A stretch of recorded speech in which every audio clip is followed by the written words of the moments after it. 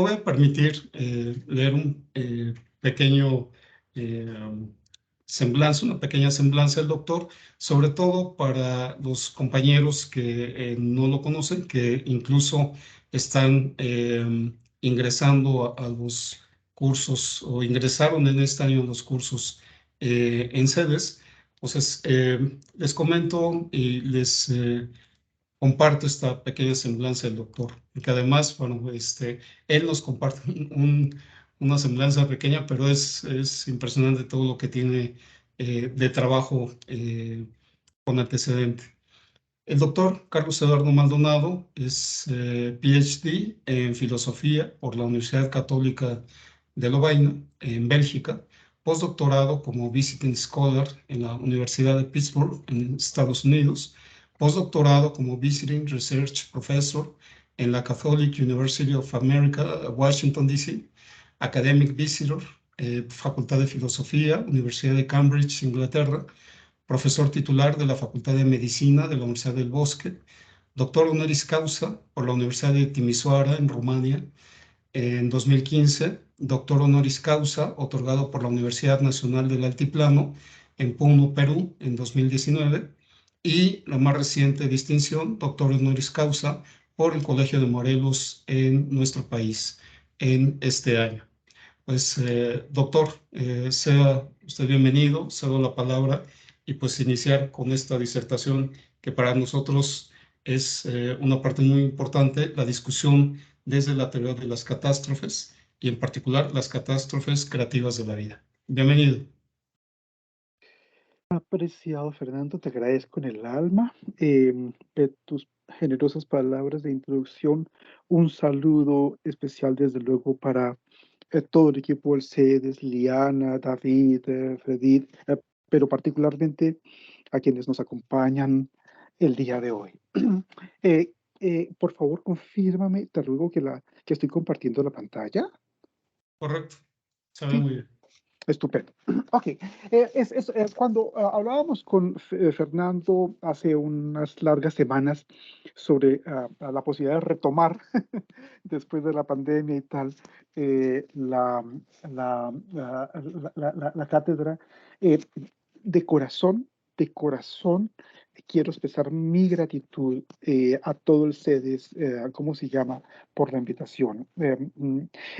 Mencionabas el tema de catástrofes como una gran sombrilla para trabajar desde luego algunos de los temas que nos interesan a nosotros, como sustentabilidad, el cuidado de la vida, la profundización de complejidad. Y bueno, me produjo una enorme satisfacción, porque dentro del grupo de las teorías y ciencias constitutivas, definitorias de las ciencias de la complejidad, una de las menos trabajadas, una de las menos conocidas, particularmente en el contexto de América Latina, es, sin embargo, ya voy a decir un par de palabras al respecto, la teoría de catástrofes.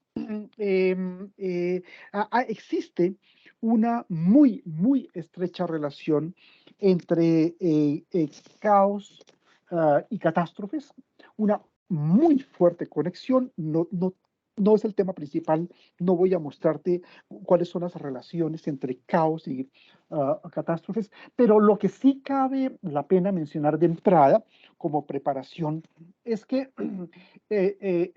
nosotras las complejólogas y nosotros los complejólogos tenemos una enorme deuda con la teoría del caos, porque nos permitió aprender por primera vez y eso marca un contraste muy fuerte con toda la ciencia clásica o moderna, que nosotras las científicas y los científicos no predecimos nada. Buscamos comprender, y entonces podemos hacer una ciencia que no le apunta y no necesariamente sabe de predictibilidad. Entonces, la contribución enorme del caos es que la predicción a mediano y a largo plazo es imposible. No depende de mí, no depende de mi sexo, mi credo religioso, mi estatus socioeconómico, mi formación académica, etc. Es un fenómeno, si lo quieres, ontológico. Es imposible predecir, y sobre todo a mediano y largo plazo.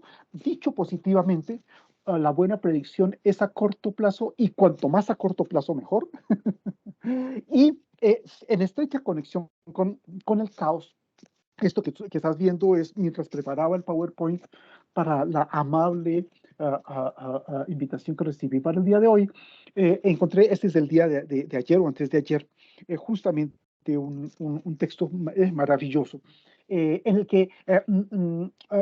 que nos invitan a pensar en la atmósfera de caos, uno, dos, en la atmósfera de catástrofes, los temas importantes de ecología, ecosistemas, biología del paisaje, nichos ecológicos, biosfera y demás.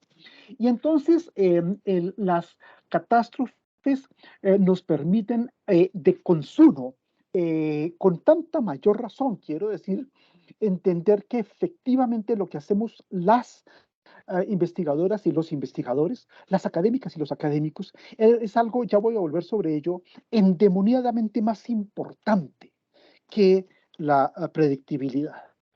Grosso modo, el panorama que tenemos es más o menos este.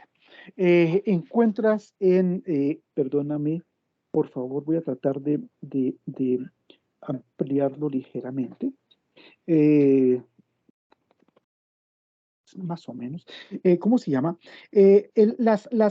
La complejidad se articula en un grupo de ciencias en plural, de disciplinas en plural, de metodologías en plural, de métodos en plural, de enfoques, de semánticas, cuyos ejes principales articuladores son los que tú ves en el centro de tu pantalla y la mía.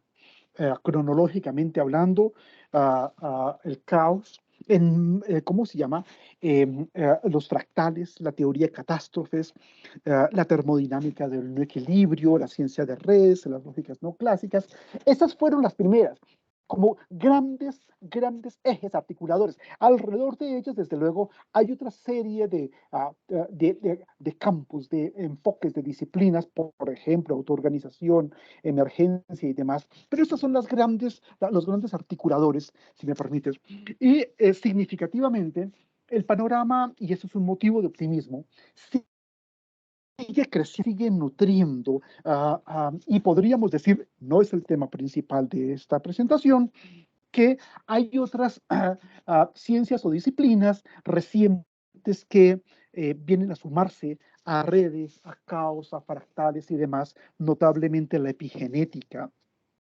Dado que lo común, lo que está por debajo de este mapa, son 4 rasgos que dicho negativamente son los que nos permiten entender por qué tú y yo somos complejólogos o complejólogas, o por qué tiene sentido este tipo de cosas. Esos 4 rasgos negativos, todavía no empiezo mi presentación, son el rechazo o el distanciamiento, el orden no importa, del determinismo, del dualismo, del mecanicismo, del reduccionismo. Y entonces existe un aire de familia, es lo que quiero decir. Un muy buen aire de familia que nos permite entender que la epigenética va de la mano literalmente con la termodinámica del no equilibrio, etcétera. Y a lo que ves a la derecha, en amarillo, es el gran, digamos, la infraestructura, si me permites hablar como ingeniero civil, que se encuentra en la base de todo este aparato científico que nos interesa, y es la importancia de la mecánica cuántica. No digo de la física cuántica, no digo de la química, mucho mejor de la mecánica cuántica. Entonces, como te das cuenta, asistimos a un panorama en desarrollo muy sugestivo. Uno, y entonces con esto comienzo la charla puntualmente del día de hoy, uno de cuyos ejes articuladores fantástico, y quiero subrayar eso y celebrar que el CEDES lo pone abiertamente sobre la mesa a plena luz del día, es la teoría de catástrofes. René Thom, como tú sabes, es un muy prestigioso matemático que en 1958 se gana el premio, el equivalente del premio Nobel de Matemáticas, que es la medalla Fields. Tú y yo solo nos podemos tú y yo que somos matemáticos solo nos podemos ganar la medalla Fields, además de los trabajos importantes, con una condición adicional, y es si tenemos menos de 40 años. Porque se asume, después de 40 años de matemáticas, yo ya no puedo crear nada nuevo. Ya, ya, ya lo que no se hizo en la primera juventud, ya no lo voy a poder hacer después. Ese es un hecho que todavía permea a la comunidad matemática. Y bueno, la razón por la que René Thom obtiene el premio Nobel en matemáticas es por sus contribuciones a un campo muy importante que vamos a mencionar en 2 o 3 ocasiones, que es la topología. Y de manera puntual, los estudios sobre cobordismo. Y tú ves literalmente, es decir, los estudios sobre los bordes, los linderos, ¿cierto?, que configuran un solo espacio. Si hiciéramos un pequeño ejercicio de imaginación, lo que ves a tu pantalla a la izquierda sería unos pantalones de hombre o de mujer, qué sé yo. Y entonces es una graficación, ¿cierto?, de un fenómeno que nunca nadie en la historia de la humanidad había considerado, y es la forma como los bordes constituyen espacios distintos que no son, sin embargo, separables y que dan lugar a estructuras absolutamente manifiestas, que es lo que ves en la pantalla. El campo grueso de trabajo manifiestamente es la topología cuyo nacimiento formal, la topología cuyo nacimiento formal va a tener lugar en 1964, cuando un matemático que tú y yo no conocemos, que se llama Smale, no tengo acceso al chat para escribir como si fuera tablero, pero no importa, es cosa de mi computador, supongo, qué sé yo, recibe en Moscú el premio, digamos, en la conferencia mundial que se realiza en ese año en Moscú, el premio Nobel por haber sentado suficientemente las bases para el nacimiento de la topología. Como chisme, era un investigador norteamericano, y cuando regresa, era 1964, a su país, es objeto de sospechas porque, bueno, ¿cómo así que los soviéticos, que eran los malos, y nosotros que somos los occidentales, que somos los buenos, te van a dar un premio, etcétera? Eso va a generar una serie de dificultades extracientíficas en el desarrollo de la topología, que tiene algunos antecedentes muy importantes ya desde finales del siglo XIX, pero cuya acta de nacimiento podemos situar en 1964. ¿Por qué te digo esta cosa?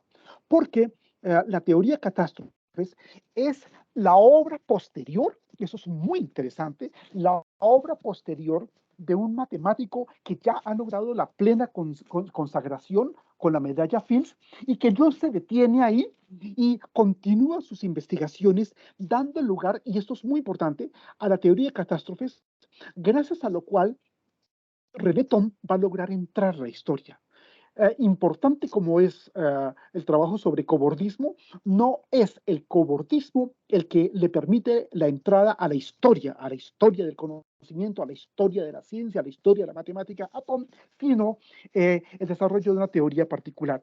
Y esta teoría particular, esto también es un motivo muy interesante para los que somos académicos o académicas, básicamente lo desarrolla en una serie de artículos, pero fundamentalmente en 3 libros, básicamente 2, ya te los voy a explicar. El primero, fundamental, entonces yo te rogaría que en tu biblioteca tengas, ¿cómo se llama? Este texto es el de estabilidad estructural y morfogénesis. Ojo a la palabra, morfogénesis. Uno de los temas más apasionantes en ciencia en general, más allá de que yo sea economista, de que yo sea biólogo, de que yo sea químico, yo sea politólogo, etcétera, es el estudio de las formas y el desarrollo de las formas en la naturaleza y en los sistemas vivos, ¿cierto? Una manera puntual de decir de esto sería, por ejemplo, el tema de la ontogenia, ¿cierto? prefiguración de un espacio que se va modificando a sí mismo y que se va desplegando de otras maneras que como originariamente cabía esperar. Y el subtítulo, como tú lo ves, muy importante, es que en ese primer libro fundacional de la teoría de catástrofes, Tom señala en qué consiste eso. Ya voy a tener la ocasión de volver sobre esto. Es una teoría general de modelos. Esto es fundamental. Las y los complejólogos en América Latina, en general, excepto desde luego quienes estamos reunidos el día de hoy, poco y nada sabemos sobre teoría de modelos, sobre morfología y cosas de esas, porque, porque usualmente nos quedamos con la jerga, no linealidad, autoorganización, emergencias, transiciones de fase, etc. Y hay un capítulo sumamente importante que es el que fantásticamente el CEDES propone que trabajemos ese semestre. Ok, pasan 3 semanas. Pasan 3 semanas y escribe otro texto fantástico, Tom, que es el que ves en el centro, esbozo de una semiofísica. Ya voy a volver sobre esta idea. No es suficiente con pensar una teoría general de modelos.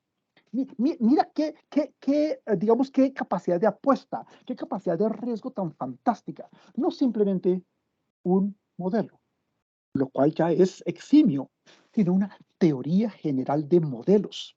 Tú que eres químico, tú que eres matemático, tú que eres físico, tú que eres sociólogo, tú que eres, ve tú a saber lo que es fantástico. Y de consumo, ¿cómo se llama? Entonces son las dos caras de la moneda.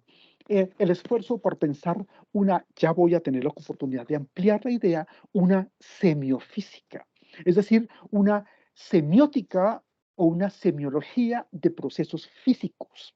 Y estos son los dos textos. Básicamente, estos son los dos textos. Hay un tercer libro, como ves, esto se consigue en español, que es una entrevista, una muy larga entrevista, ¿cómo se llama? En la que una serie de periodistas científicos, ¿cómo se llama? Dialogan con Tom para que, por favor, para los que no somos iniciados, para los que no tenemos un nivel intelectual tan elevado, nos expliques qué es esto de las catástrofes y tal. ¿Podrías pedagógicamente comenzar por el libro que es un libro de Tusquets, ¿cómo se llama? Con este texto, pero definitivamente el núcleo duro está en estabilidad estructural y morfogénesis. Pasan otras 4 semanas, estoy exagerando, lástima, este libro no está traducido al español y Tom, recabando en la idea, evidentemente Tom, que es francés, ya se ha enterado del nacimiento de la teoría del caos, evidentemente que ya se ha enterado del nacimiento de la termodinámica del equilibrio, gracias a Prigozhin, de manera puntual a Nicolis y Prigozhin, etc. Y se da la tarea de escribir un muy hermoso libro, ¿cómo se llama? ¿Qué es eso? Y entonces nos permite claramente entender el talante, la actitud, digamos, la disposición de nosotras, las científicas y científicos. Y ahí lo está, no es mío, ¿cierto? Es Tom quien te dice lo que hacemos nosotros los científicos o científicas en el sentido más amplio, generoso y desprevenido de la palabra, no en el sentido técnico de la palabra, lo que hacemos nosotros los científicos, perdóname, ¿a quién le importan los científicos? Lo que hacemos los sistemas vivos, lo que quieren los seres humanos es entender los fenómenos. Y eso es muy importante. Que quiera que diga yo quiero entender las cosas. ¿Por qué te vas y me dejas? ¿Por qué esto es tan costoso? ¿Por qué no hay otra opción de vuelo aéreo? Porque yo quiero entender y la comprensión es tan importante que incluso cumple funciones terapéuticas. Yo me puedo curar, yo me puedo sanar gracias a que logro entender las cosas. Al revés, cuando yo no entiendo las cosas, y eso es en serio, a veces, afortunadamente no siempre, yo termino produciendo un tumor me enfermo y cosas como eso. Entonces, hay una concordancia maravillosa entre ciencia, en cualquier acepción de la palabra, y terapia. Y es que los científicos y las científicas estamos para entender las cosas y ayudarle a la gente a entender las cosas, y no a predecir. Y entonces te das cuenta, ese es un rasgo diferencial muy, lo subrayo, muy fuerte con respecto a la ciencia clásica o normal, B, a la ciencia hegemónica allá afuera.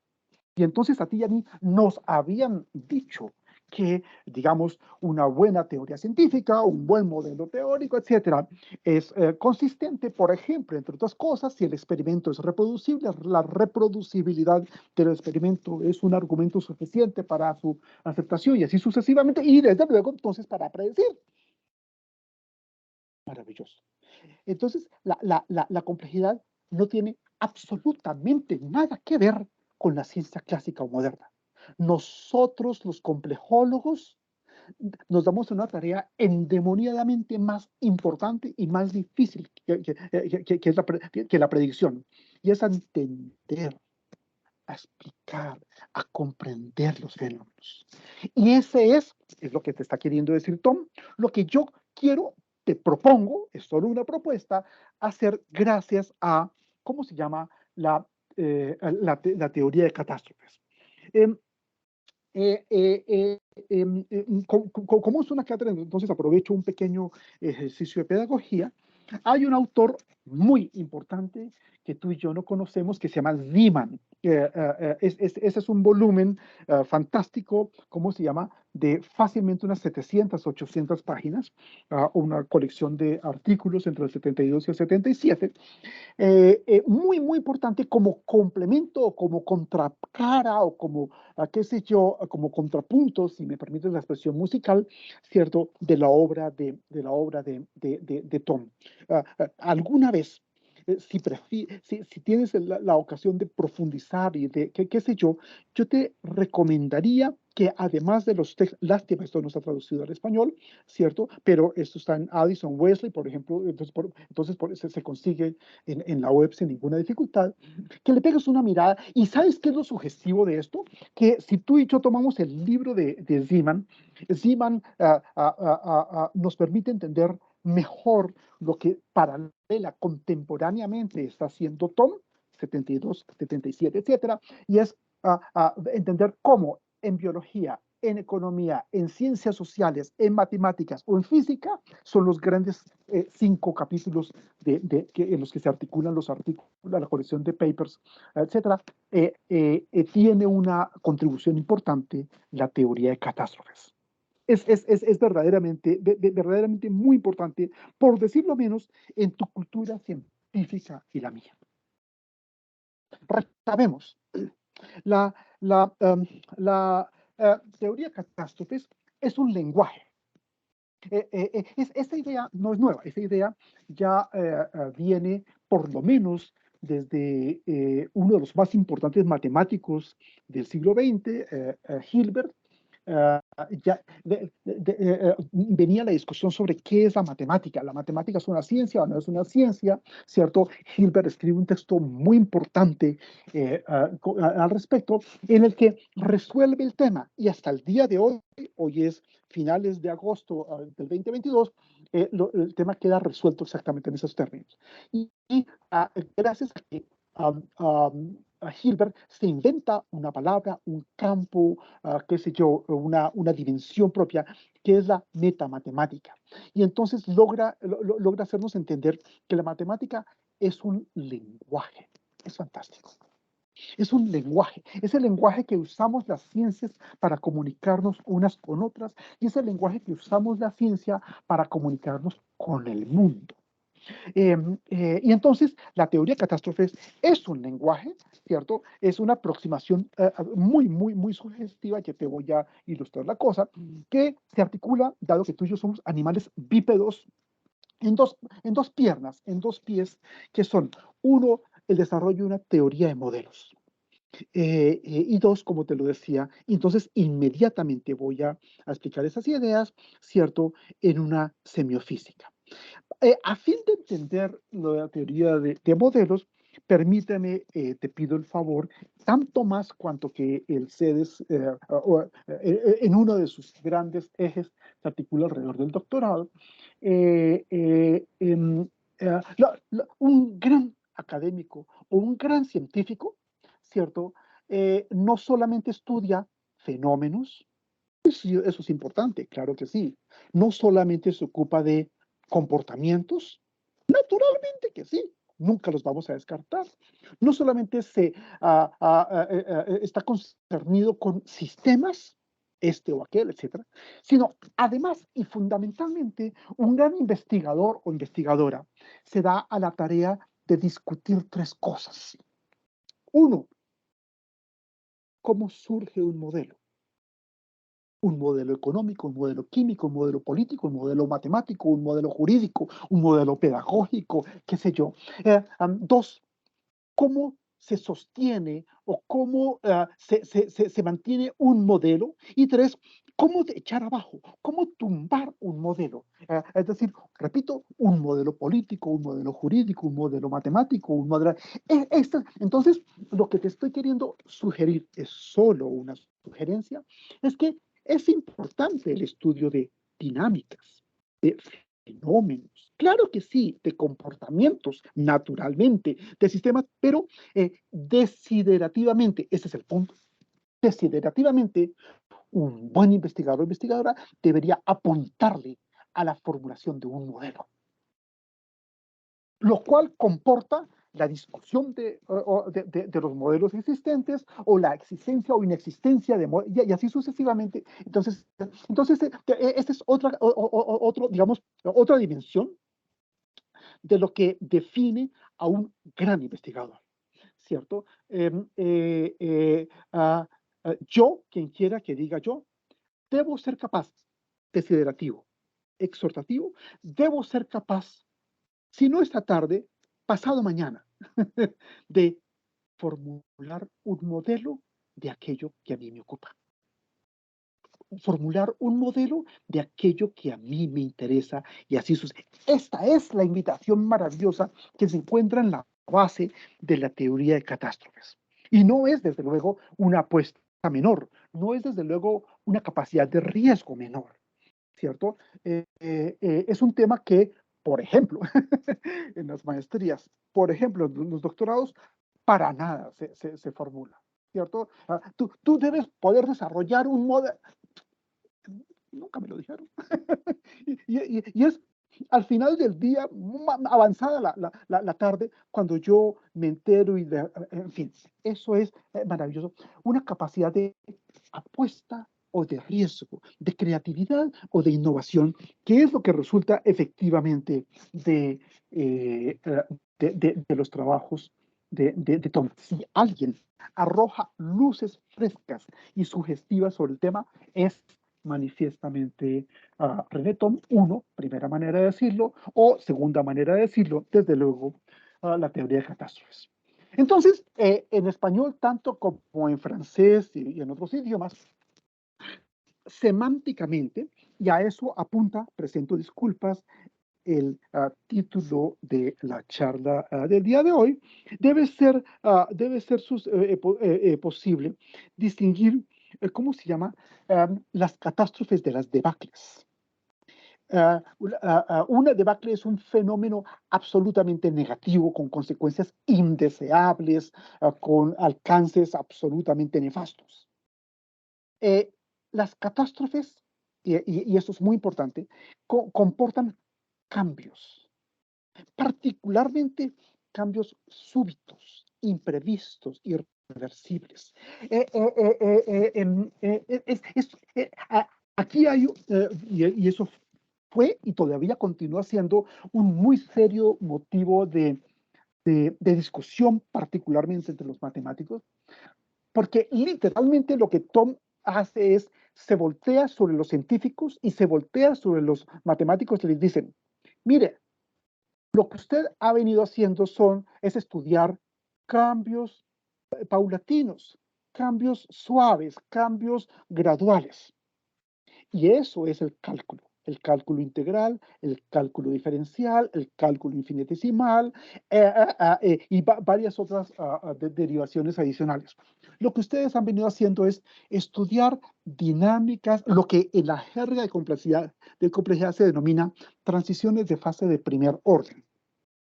Lo que yo te propongo es estudiar lo que ustedes nunca, y ese es otro elemento muy fuerte, nunca han estudiado, y son cambios súbitos, imprevistos, irreversibles. Y eso es lo que significa una catástrofe. Entonces, hay catástrofes maravillosas, como cuando yo me gané la beca, cuando viajé, cuando me enamoré, cuando me casé, cuando me cambié de sexo, cuando me fui del país, cuando entré a la iglesia, cuando...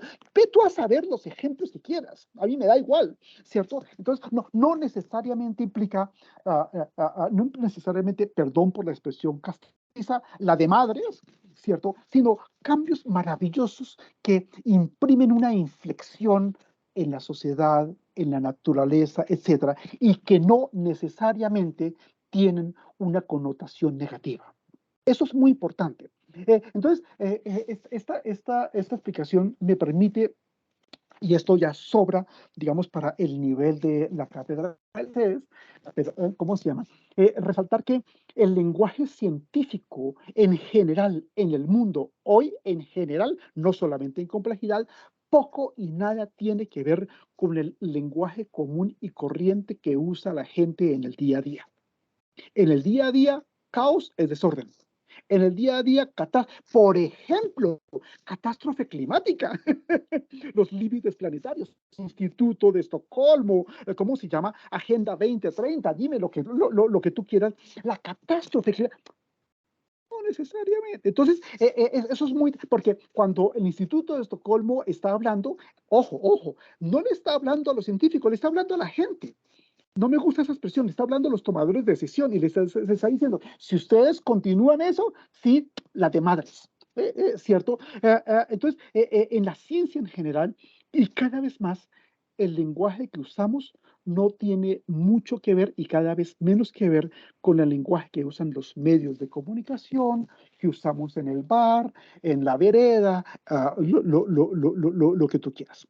Entonces, el gran marco, si me permites decirlo así, el gran marco de, ¿cómo se llama?, del estudio de las catástrofes es la topología. Y lo que hacemos los complejólogos y las complejólogas consiste en estudiar si una forma, una estructura, un sistema, un espacio se puede transformar en otro o no y por qué razón.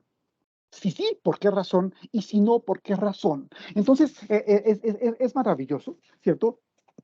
Porque nos permite dimensionar mucho mejor que cuando, por ejemplo, un matemático ve a una persona, no está viendo un organismo. Cuando un matemático ve a un barrio, no solamente está viendo un conjunto, etc., ve espacios. Cuando ve números, ya no ve ni siquiera elementos, 3, 8, pi, qué sé yo, raíz cuadrada, ve espacios. Y cómo esos espacios, se conservan o bien B, se transforman en otros. ¿Y cuál es el tema de base en sustentabilidad y en complejidad? Los espacios de vida. Es grandioso. Es el espacio de la biosfera como, sí, bueno, me llegó un mensaje que hay personas esperando. Bueno, ¿qué sé yo? Entonces es maravilloso porque empata, tú lo vas viendo mejor que yo, con la capacidad de ver modelos y de trabajar modelos. Insisto, modelos matemáticos, modelos químicos, modelos físicos, modelos ecológicos y así sucesivamente. Maravilloso. Entonces, ¿cómo se llama? Lo que estoy tratando de traducir, de ampliar, tú llevas el hilo mental mejor que yo, ¿cierto? Es las relaciones entre estabilidad y transformaciones, particularmente estabilidad y transformaciones súbitas, irreversibles, imprevistas. Dije imprevistas, maravilloso. Claro que sí. Mira, mira, ¿cierto? Alguna vez alguien tendrá que sentarse y traducir este texto para los que no hablamos francés, ¿cómo se llama? Es maravilloso. Y entonces, este elemento es muy importante en tu cultura científica y la mía, es una teoría cualitativa. Y sí, tú ya lo viste. Efectivamente, por eso podemos hablar de matemáticas cualitativas. Las matemáticas de la complejidad son matemáticas cualitativas. Entonces, con esto lo que te quiero rogar es que hoy en punta, hoy en día, la matemática no ni descansa ni produce fórmulas o ecuaciones. Puede ser.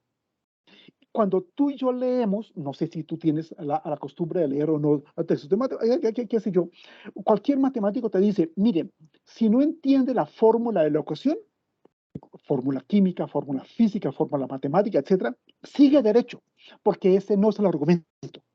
Eso es lo que en las ciencias sociales equivale a los gráficos, los cuadros, las ilustraciones, etcétera. Es la ilustración del argumento. Entonces, la teoría de catástrofes inaugura mucho mejor que otras cosas, ¿cierto?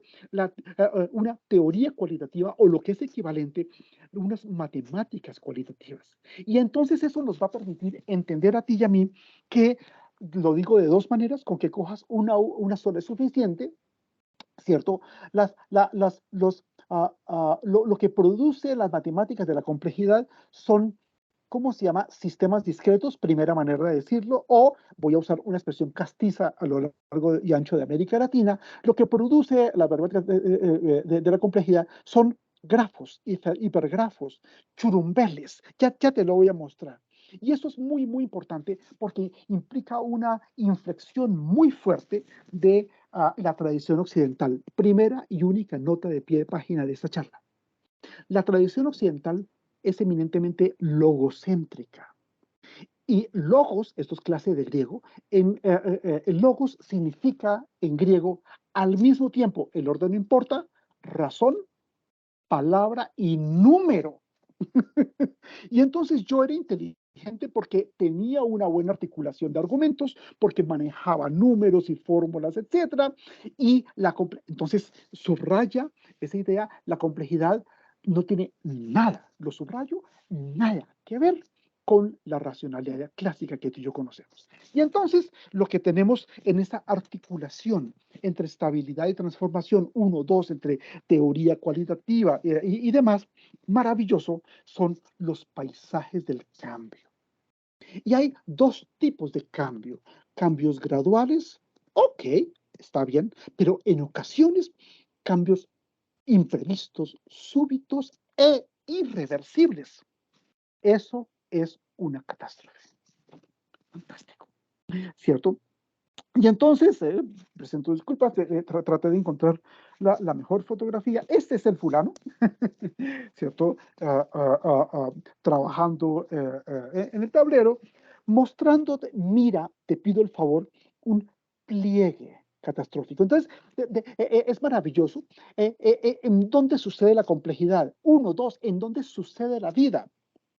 En pliegues, intersticios, comisuras, cisuras, y no única o principalmente en valles, abismos o montañas, ¿cierto? La vida emerge siempre y se mantiene siempre. Ese es un rasgo diferencial de lo que comporta esa estructura mental que es complejidad, repito, en los pliegues, en los intersticios, en las comisuras, en las cisuras, y míralo, lo ves, ¿cierto? Ese es un tipo particular de catástrofe, ¿es cierto?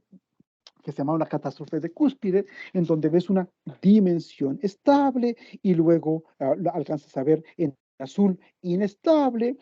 ¿Y eso qué es?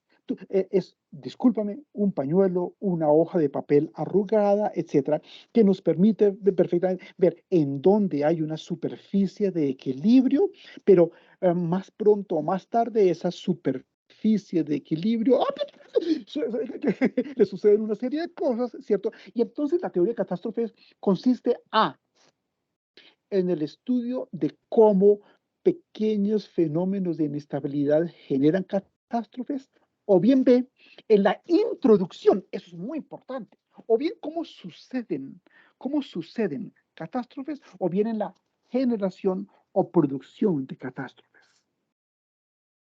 Es decir, de cambios verdaderamente importantes y significativos, ¿cierto?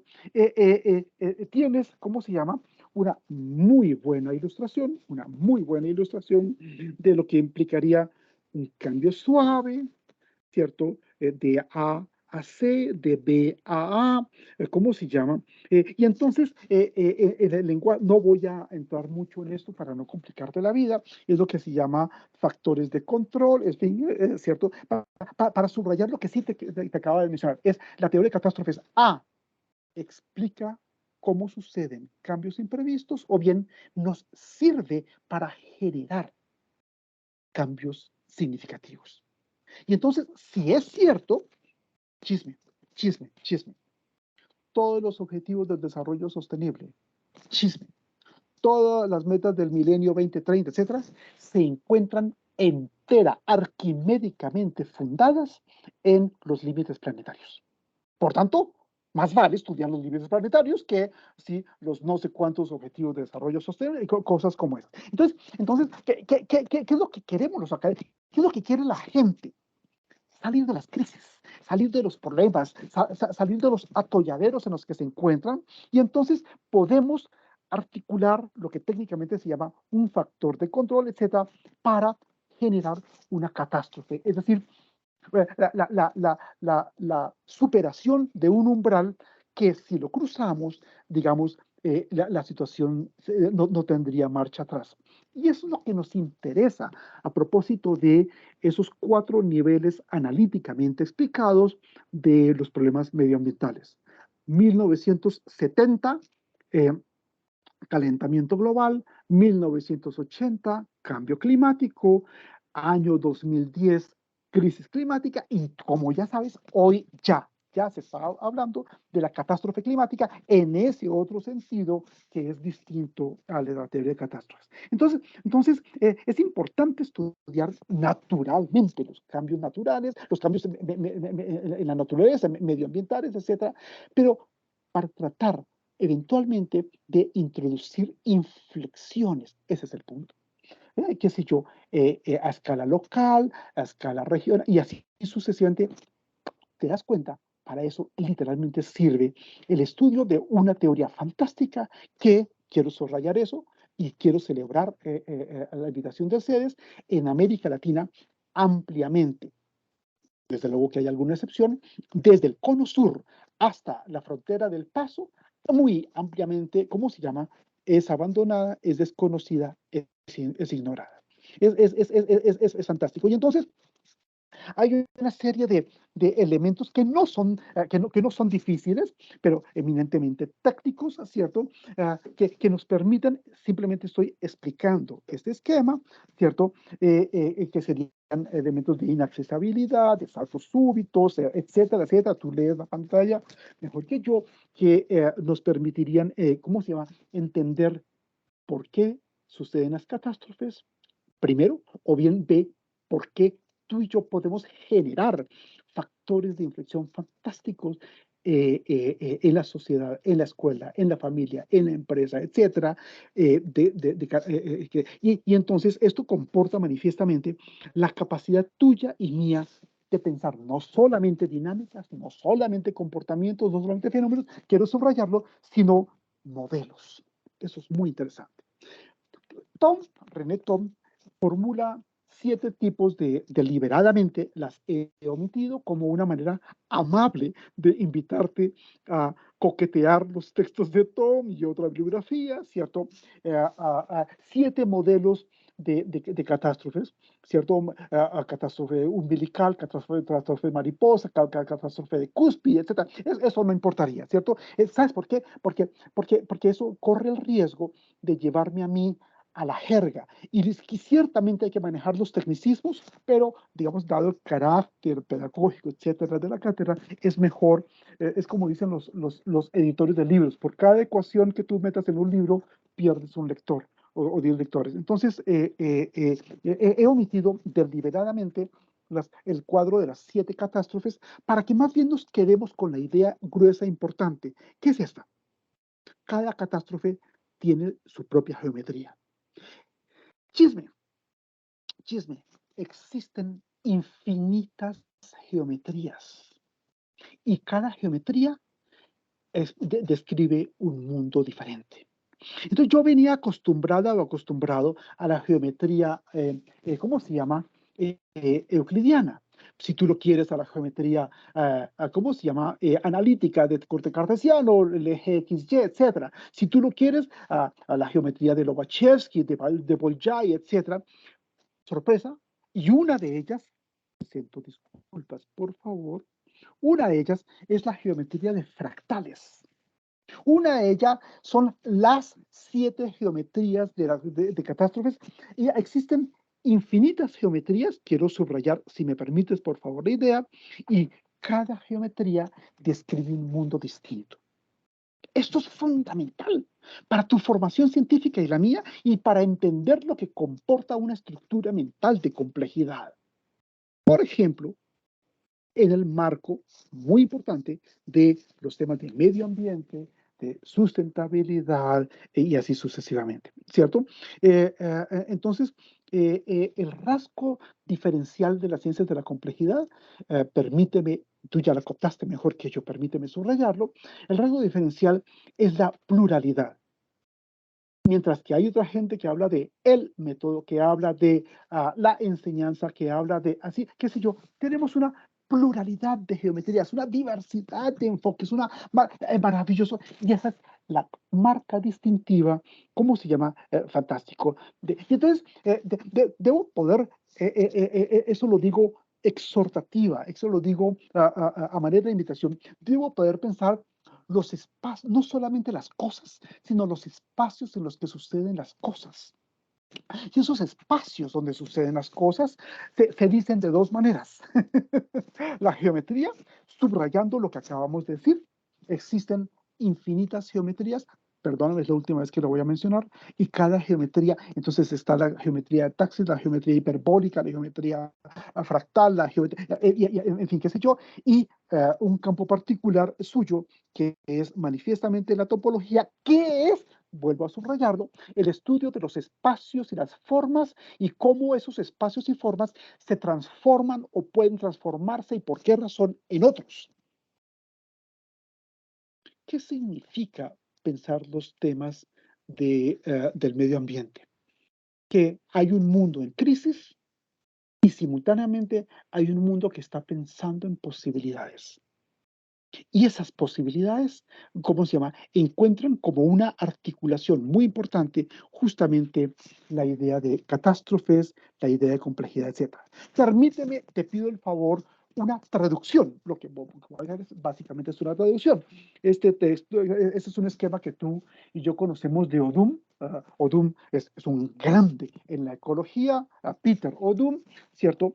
Que, ¿cómo se llama? Que nos permite entender el hecho de que los organismos, una jirafa, una ballena, Antonio o Susana y así sucesivamente, son el resultado, del resultado de dos grandes dimensiones absolutamente colosales, que es la importancia de la homeoresis, ¿cierto? Cuyas ilustraciones los ves a la izquierda, poblaciones, biología de poblaciones, comunidades, ecosistemas, y así sucesivamente, y hacia abajo, por así decirlo, hacia adentro, digamos, la importancia de la homeostasis. Elementos básicos de ecología, elementos básicos de biología, elementos básicos de medicina. La homeostasis es la capacidad de conservación de un organismo por parte de sí mismo, ¿cierto? Es lo que Francisco Varela llama la autonomía, ¿cierto? El caso de los sistemas vivos. Y esa autonomía es la capacidad de mantenerme y de conservarme, principalmente a partir de procesos metabólicos, y entonces hay una metabolización de las ciudades, como tú y yo lo sabemos, hay una metabolización de las relaciones entre campo y ciudad, y así sucesivamente, cómo logra sostenerse contra, es una manera de decirlo, unas fuerzas implacables que tienden a aplastar al organismo, que tienden a integrar al organismo en el medio ambiente, y eso es la muerte. Y la homeoresis, en realidad debajo de los trabajos de Odum, pero ese sería tema de otra charla, están los trabajos pioneros fundamentales de Lynn Margulis. Es Margulis quien por primera vez nos arroja luces sobre la articulación y la importancia entre homeostasis y homeoresis. Y las homeoresis son, dados los cambios ambientales, eso es maravilloso, porque los sistemas vivos, la E. coli, la C. elegans, tu abuelita o la mía, lo que tú quieras, manejamos algunas cosas, muy pocas cosas, pero lo más importante no lo controlamos. No lo controlamos, que es el medio ambiente. Los climas, las temperaturas, y así sucesivamente. Ya voy a volver sobre esta idea que es muy importante. Y entonces yo debo, es un imperativo biológico.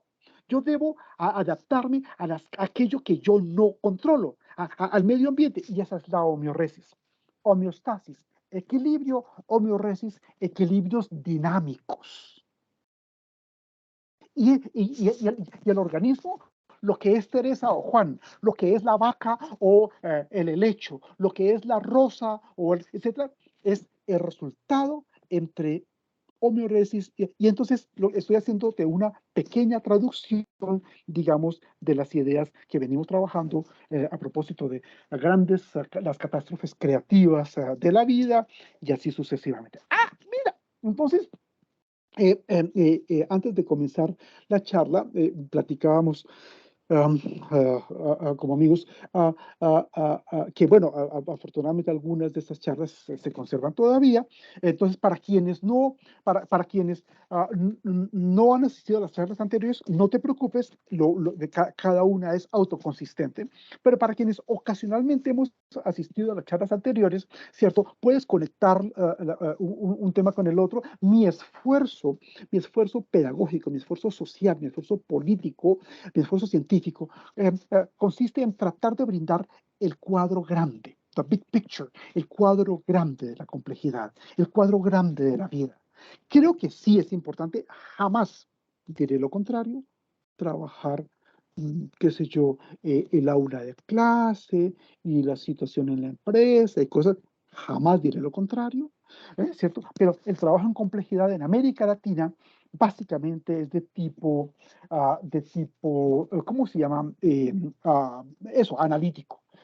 El esfuerzo que yo te propongo es, además, subrayo, además, tratar de elaborar el esfuerzo sintético por inscribir, digamos, la estructura mental de complejidad, qué sé yo. Entonces, claro, en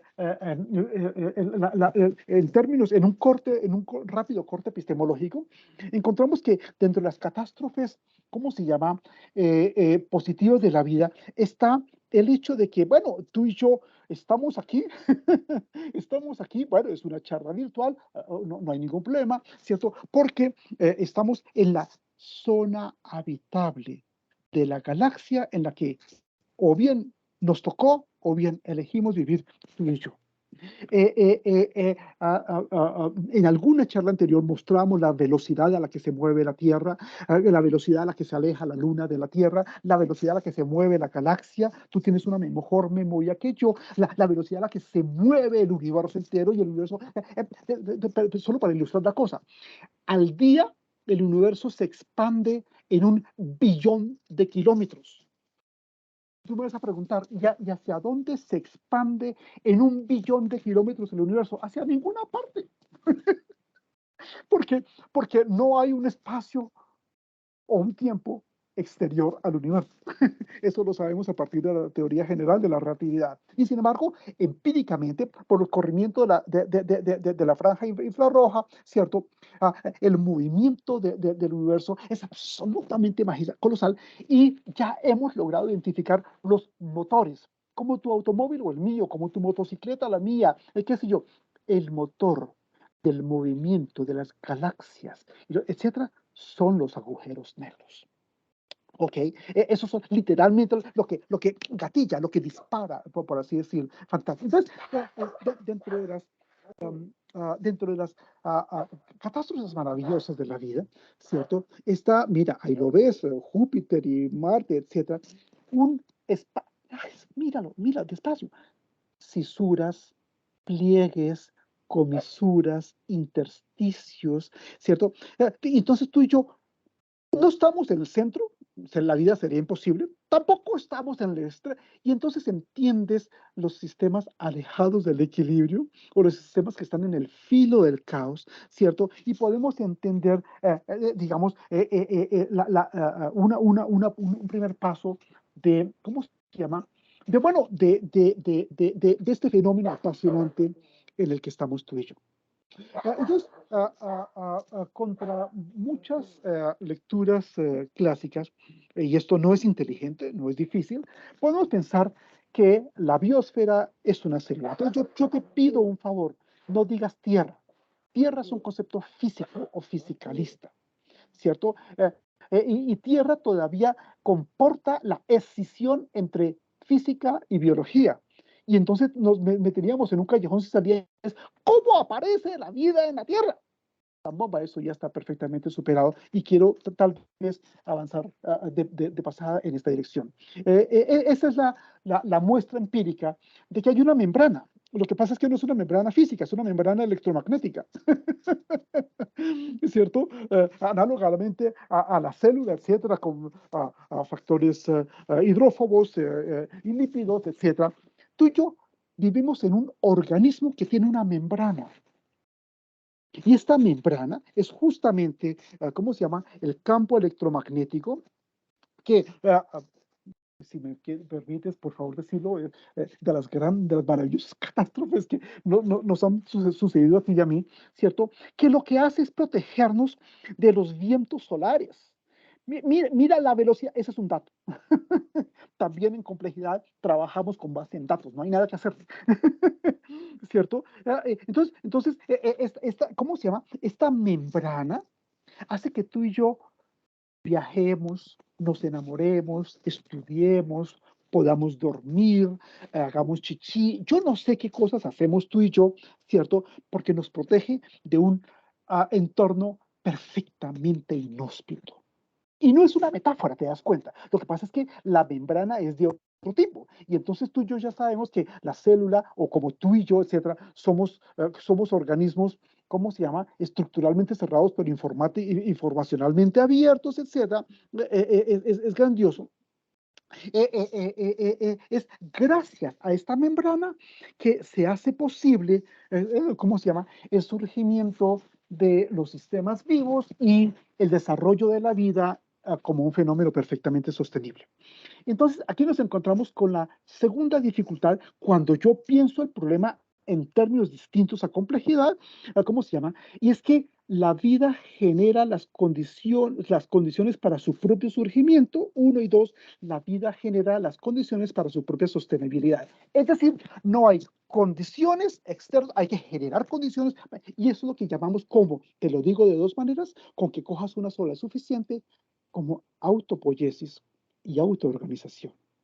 La vida genera las condiciones de su, es decir, la vida es causa sui, para decirlo en el lenguaje clásico, ¿cierto? No hay condiciones para que entonces después, con cosas así, y entonces en esa historia, una vez que la biosfera dejó de ser bombardeada, ¿cierto? Uno de cuyos bombardeos verosímilmente produjo a Selene, que nos ha acompañado desde la noche de los tiempos, etcétera, ¿cierto? Se produce, ¿cómo se llama? El surgimiento de las células procariotas, después las células eucariotas. Presento, disculpas, por favor. Um, está emocionado con la charla. Aquí te dije que no iba a hacer una segunda nota de pipa. Cuando puedas, no, cuando puedas. Pégale una mirada al texto de Némesis de Asimov, de Isaac Asimov, ¿cierto? Porque es grandioso, es este planeta, no te voy a spoilear el libro, ¿cierto? En el que hay organismos procariotas que piensan, y es lo que estás viendo. Entonces, un momento determinado, la vida que surge verosímilmente 2 semanas más, 2 semanas menos, hace 4.000 millones de años, ¿cierto? Que éramos nosotras las cianobacterias, etcétera, se produce un evento catastrófico. Literalmente, ese efecto catastrófico se llama la gran oxidación. ¿Es cierto? Y entonces tú y yo comemos verduras, dejamos de fumar, dejamos de drogarnos, hacemos ejercicio, etcétera, entre otras cosas, porque la oxidación, pues es muy mala, puede producir cáncer y cosas como esas, ¿cierto? Bueno, la vida se hace posible, como la conocemos tú y yo, a partir de se llama GOE, el gran evento de oxidación, the great Oxidation Event. Y ese, el gran evento catastrófico, produce la transición de las células procariotas en células eucariotas. Y 2 semanas después, tu mamá y la mía, tu papá y el mío, y así sucesivamente.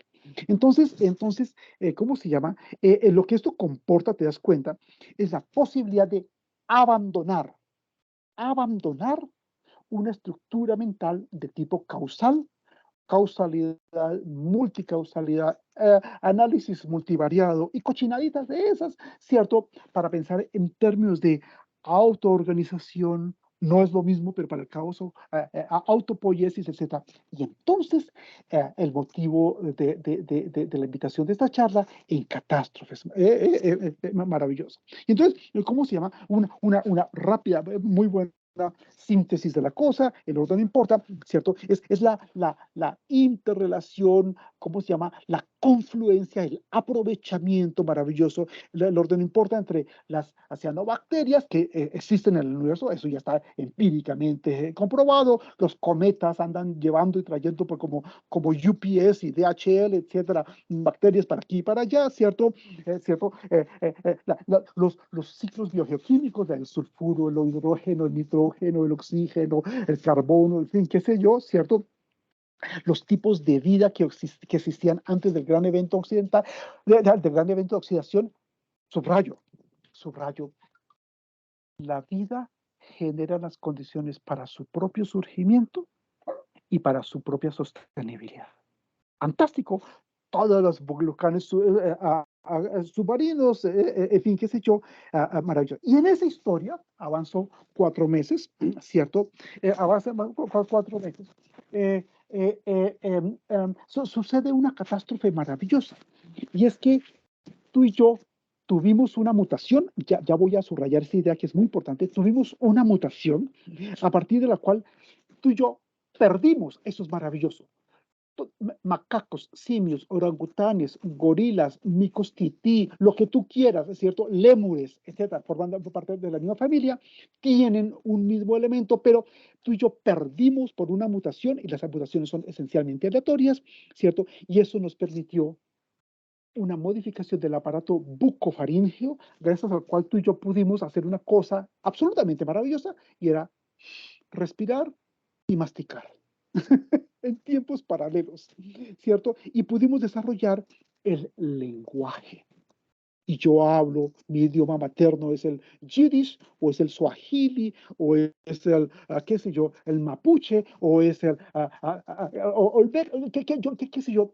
Y yo hablo un lenguaje que es capaz de símbolos, y que es capaz de abstracciones, y que es capaz de sustantivar verbos, y de sustantivar adjetivos, y así sucesivamente, ¿cierto? Ese es el resultado de una catástrofe maravillosa, ¿cómo se llama?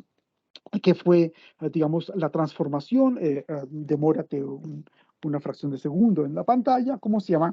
La transformación del aparato bucofaríngeo, que, digamos, modificó al mismo tiempo con la transformación del rostro tuyo y mío, se fue redondeando un poco más, y entonces tú y yo nos hicimos distintos de nuestros primos y tíos y parientes que eran, ¿cómo se llama? Los primates, y se produce la hominización y así sucesivamente. ¿Sabes por qué es importante esto? Porque Occidente nos hizo creer, y esa es una creencia equivocada, la paleontología, yo te podría mencionar trabajos técnicos sobre esto, es que la encefalización, el desarrollo del cerebro, del sistema encefálico tuyo y mío, siguió, no fue, ¿cómo se llama? No fue la razón o la causa, siguió a cambios en el esqueleto y al aparato bucofaríngeo. Y entonces empezamos a pensar como pensamos tú y yo. Entonces es muy interesante porque el cerebro es el resultado importante, como qué sé yo, de modificaciones en el esqueleto y en el aparato bucofaríngeo que entonces nos permitieron pensar en poesía, en religión, en matemática, en formas simbólicas y cosas como esas. En este cuadro de catástrofes geniales que están haciendo posible tu vida y la mía, y esto estoy seguro que no es nuevo para ti o para mí, debemos mencionar la inversión del polo magnético. Como ya sabes, el polo magnético se está invirtiendo. El polo norte se está corriendo hacia el polo sur, ¿cómo se llama? Y el polo sur va a quedar en el polo norte. Este fenómeno es regular. Tiene lugar aproximadamente cada 700, semana más, semana menos, 750 millones de años. El problema, ¿sabes qué es? Que la última vez que sucedió tú y yo no estábamos acá. Entonces no sabemos lo que pueda suceder, ¿cierto? Si yo fuera muy sutil, no lo soy, yo te podría decir, por esta razón podemos hablar de el sur global, de las epistemologías del sur. El sur también existe, porque no hay dos cosas, cultura y naturaleza. Y entonces, como estamos asistiendo a cambios que tú y yo no controlamos, ni siquiera, aunque fuéramos conspiretas, ni son los rusos, ni los chinos, ni los alemanes, ni los argelinos, etcétera, como sea, a cambios maravillosos, ¿cierto? En esos cambios maravillosos, como sea, y mira, no te lo voy a leer, está perfectamente estudiado, ¿cierto? La velocidad de promedio, en fin, qué sé yo, ¿cierto? Y se viene acelerando, demórate un segundo. Es en esta dinámica en donde está sucediendo el calentamiento global, el cambio climático, la crisis climática, verosímilmente las catástrofes climáticas, ¿cómo se llama? Los temas de... Fantástico. Si yo fuera optimista, el optimismo no es una posición racional, ¿cierto? Diría, hay motivos de sobra suficientes para pensar que las cosas se están cambiando y yo debo, maravilloso, no te vayas, no te vayas. Sí, tú ya captaste la idea mucho mejor que yo. Y yo puedo entender las cosas. No predecirlas. ¿Sí? La predictibilidad, la ciencia de la predicción, perdóname, la predictibilidad en la ciencia es ciencia patriarcal, es ciencia de control y manipulación. Y nosotros, los hombres, hicimos la cultura y la ciencia y la religión, ¿cómo se llama? Porque somos controladores y manipuladores. Y las mujeres no lo somos porque no tuvimos la ocasión de hacerse. Apenas estamos accediendo desde hace unas decenas de años, ¿cierto? A la universidad, a las cosas como esas. En fin, entonces es maravilloso. Yo puedo, quien quiera que diga yo, entender las cosas mejor, aunque no necesariamente me devuelvo, aunque no necesariamente las pueda predecir. Y entonces entiendes el talante, ¿cómo se llama? El espíritu maravilloso de la complejidad, de las ciencias de la complejidad. Entonces, desde luego que tú y yo estamos concernidos por muchas razones con los cambios climáticos, pero, y esto es superficial, tú tienes mejores elementos que yo para, sí, ¿cómo se llama? Dependen de más de una cosa y yo, fantástico. Factores de control 1, factores de control 2, y entiendes la contribución 1, 2, la utilidad, si lo quieres, o la aplicación, si lo quieres, de la obra de René Thom para entender ese tipo de cosas. Y entonces, a mí me debe poder caber que en medio de, es una manera de decirlo, es una manera de decirlo, en medio de vientos colosales, híjole, en ¿cierto? Tiene lugar, tiene lugar ¿cómo se llama? La deriva continental, ¿es cierto? Los movimientos de las placas tectónicas y la constitución de climas y de microclimas, y así sucesivamente, y literalmente el cuadro se me torna magníficamente complejo. ¡Ah! Mira con lo que nos encontramos. ¿Cierto? Entonces, implica, y esa es la contribución de las ciencias de la complejidad. Por decirlo menos, en un nivel, la escala entre, digamos, los entrelazamientos entre biología, ecología, geología, ¿cierto? Ya voy a decir cosas mejores sobre esto, ¿cierto? Y en otra escala, sobre las articulaciones entre astrofísica, astroquímica, astronomía, ciencias de la Tierra y tal. Y no una cosa más que la otra.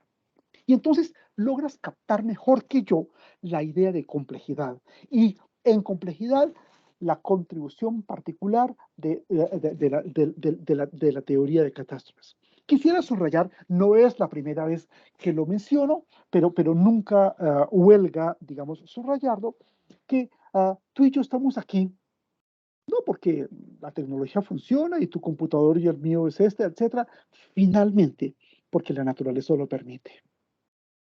Entonces, ¿cómo se llama? Los tiempos humanos, ya voy inmediatamente a volver sobre eso, ¿cierto? Solo tienen sentido sobre el trasfondo de tiempos de la naturaleza. Y entonces tú logras conectar mucho mejor que yo un slide, un PowerPoint con el otro, etcétera. Fantástico. Para eso, rescatar el hecho de que, ¿cómo se llama?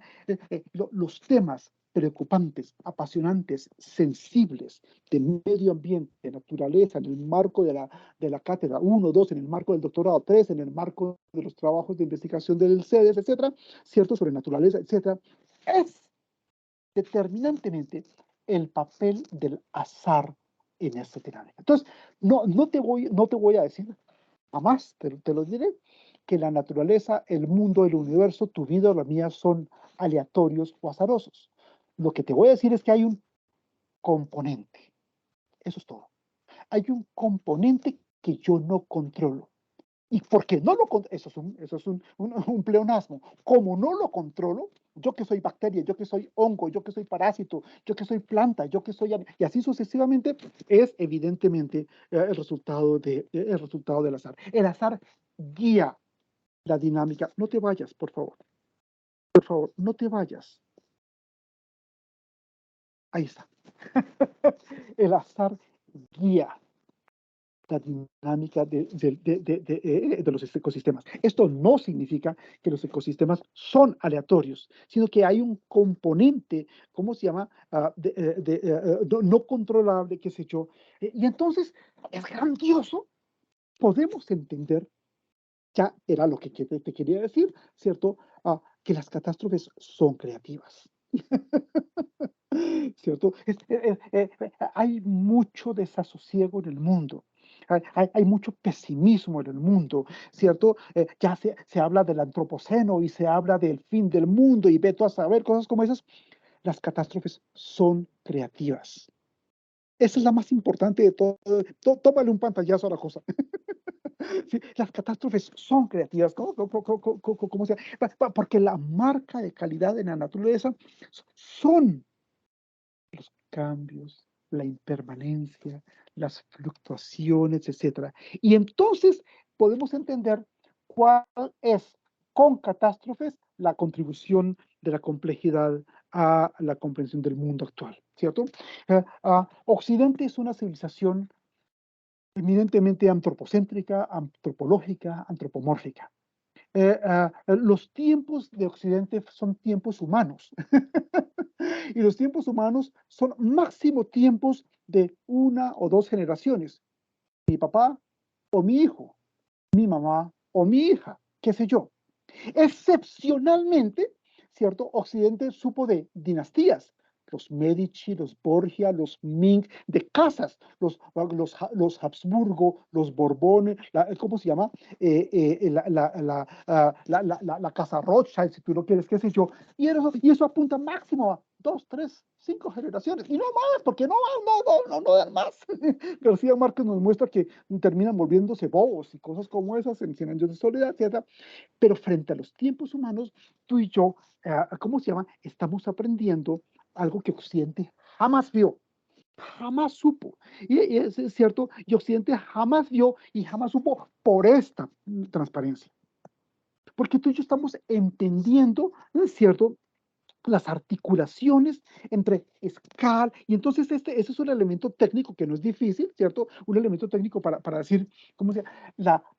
El rasgo distintivo de complejidad consiste en la multiescalaridad. Ok, dicho eso, ¿cierto? Entro ya en la recta final de mi presentación. La mejor teoría jamás desarrollada para explicar cambios, procesos, transformaciones, es la teoría de la evolución. Pero, ¿cierto? La teoría de la evolución se articula en dos grandes dimensiones, la micro y la macroevolución. La microevolución no tiene nada que ver con los microclimas y los nichos ecológicos, etcétera, sino gracias al estudio de la mosca de la fruta 1, 2 de la mosca, ¿cómo se llama? Del vinagre, como se quiera, la Drosophila melanogaster, sabemos que aproximadamente cada 40.000 generaciones suceden mutaciones.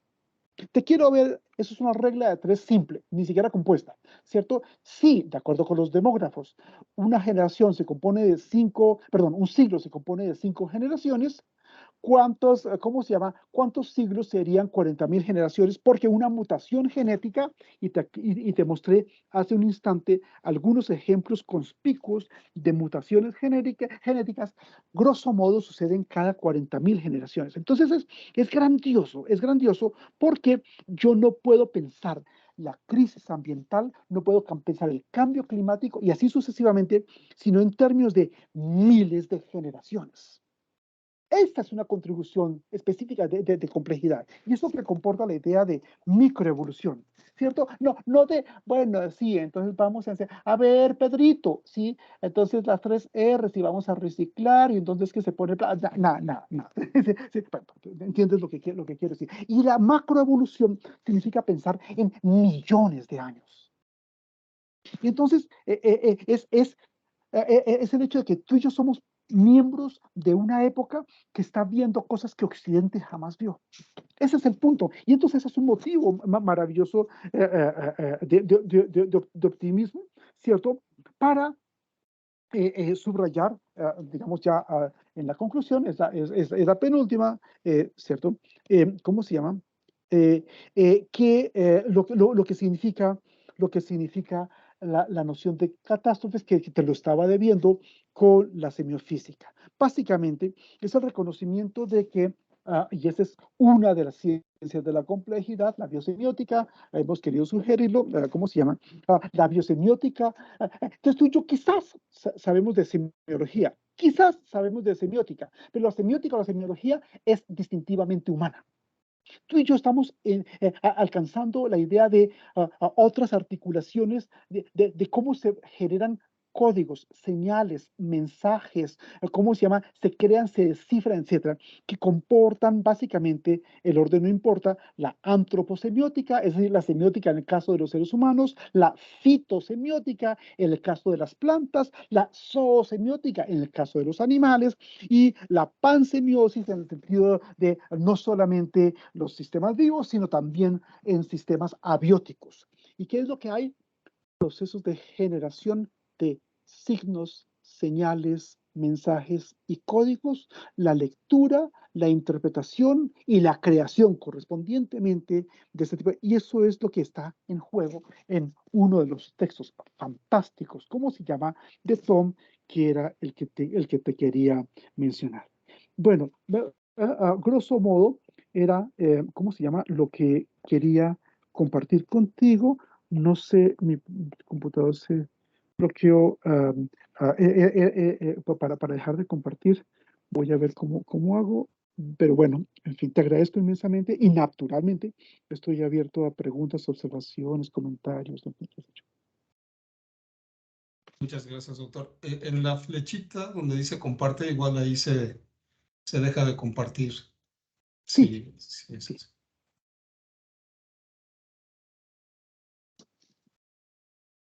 Listo. Ya, ¿Ya? ya Ah, está. Muy rápido. Bueno, doctor, pues pues una sesión muy, pues yo creo que con mucha, nos deja muchos elementos que pensar, no solamente por el término, porque si retomamos también la cuestión básica de conceptos, nos vamos por esta idea, ¿no? De que las catástrofes es algo negativo.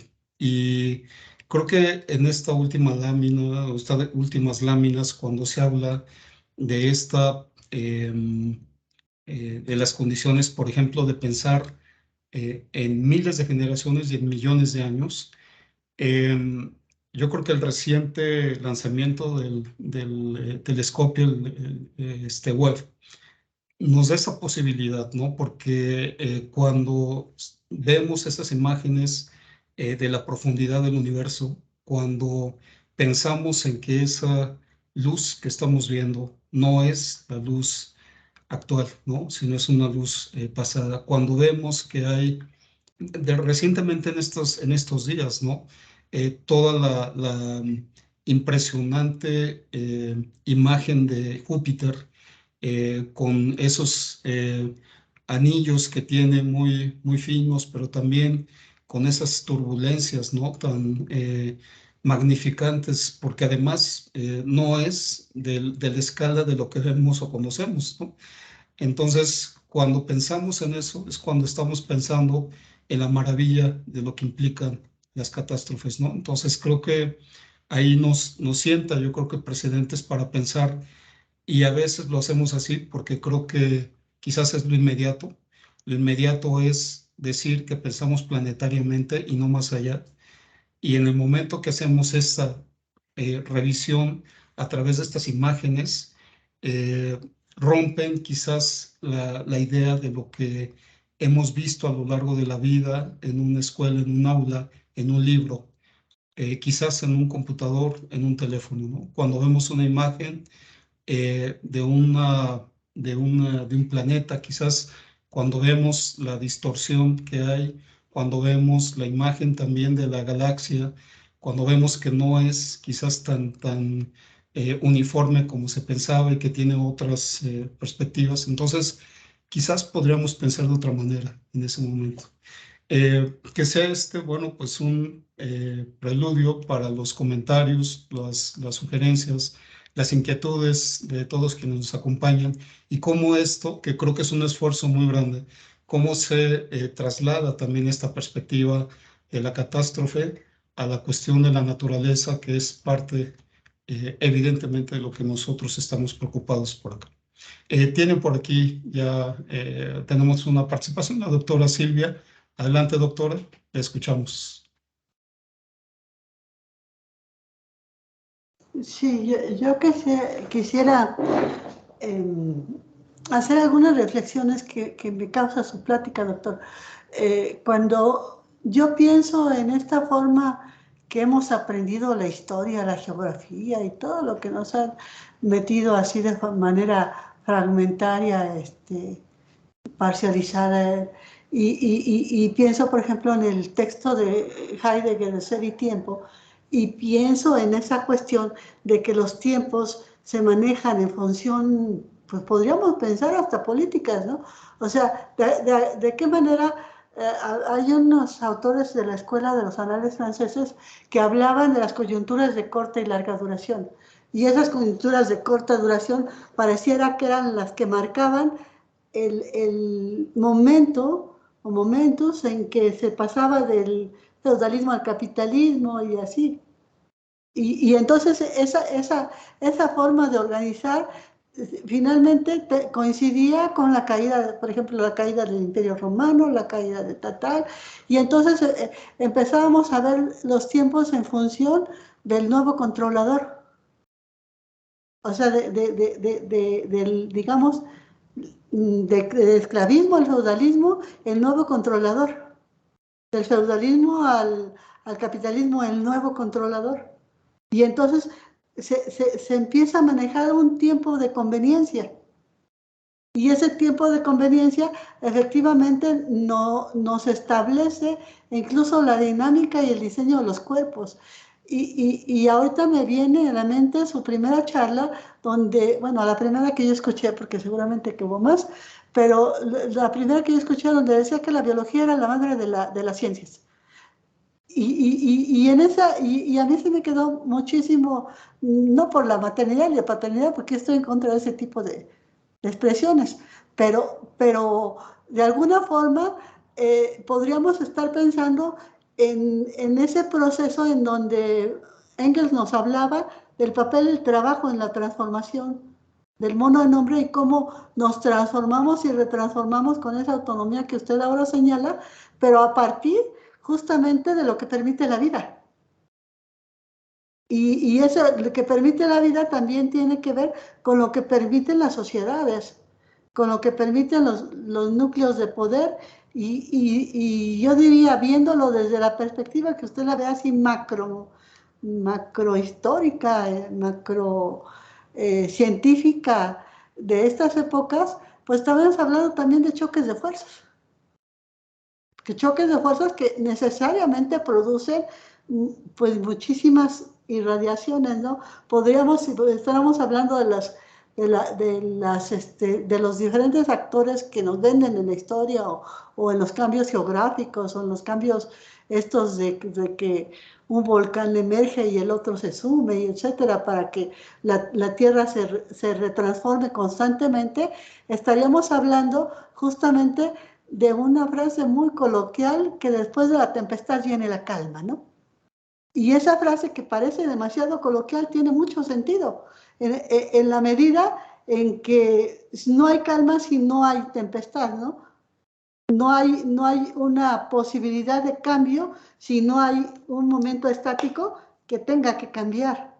Y entonces lo que a mí me atrae hoy de esta plática es justamente encontrar ese intersticio que usted señala.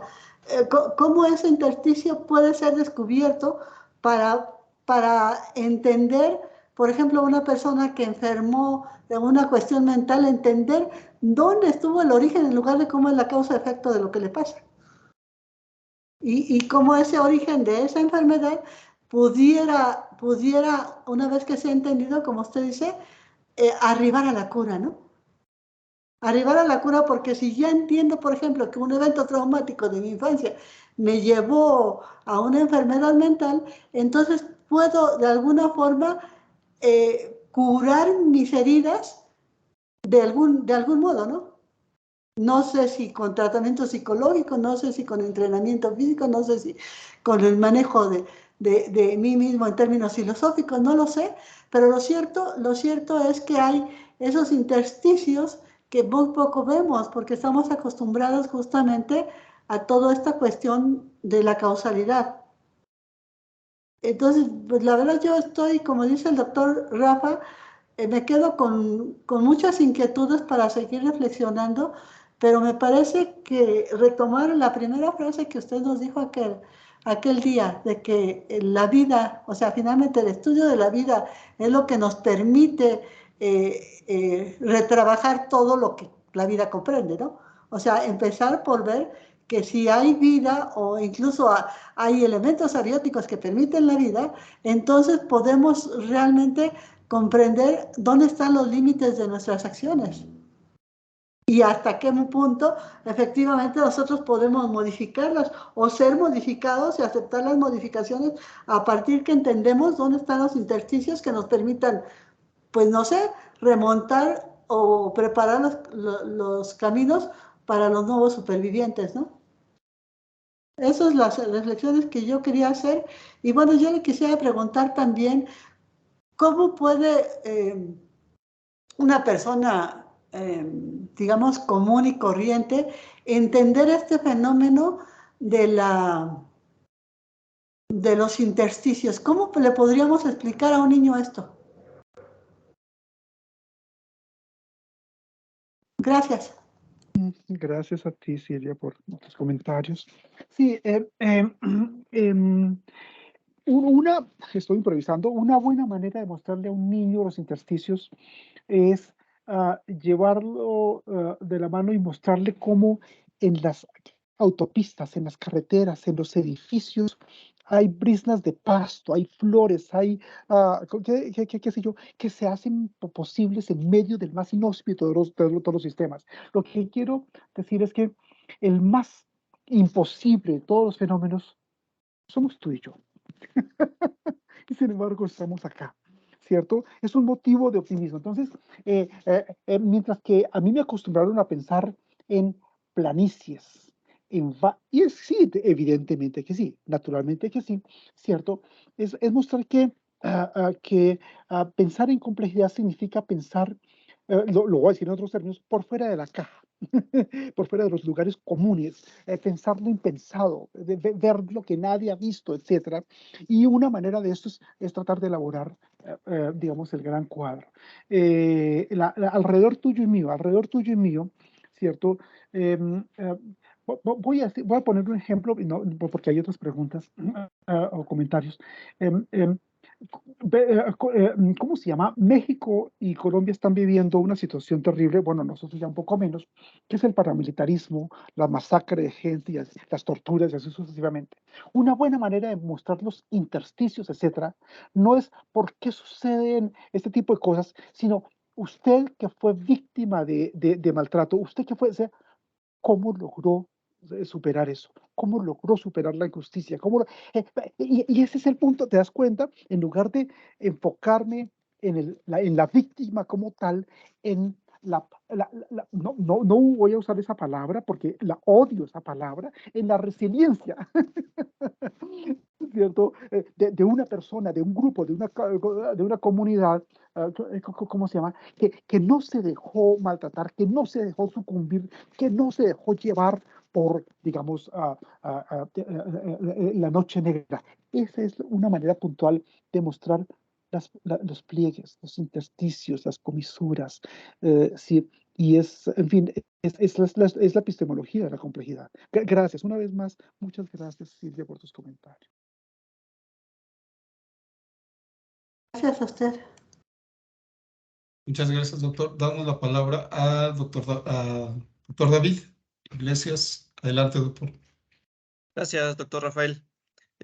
Doctor Carlos, siempre un deleite escuchar sus disertaciones, sobre todo por el uso de términos que me parece no son muy recurrentes, pero sí necesarios, sobre todo cuando estamos en medio de tópicos que demandan otro tipo de argumentos que le den esa viabilidad, no solamente científica, sino también la búsqueda de algunas opciones encaminadas a propiciar la vida misma, como bien lo ha referido, ¿no?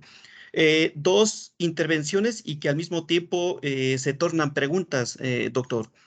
La primera comentaba, una de sus múltiples comentarios, es que las catástrofes en esta explicación no es predictiva, ¿no?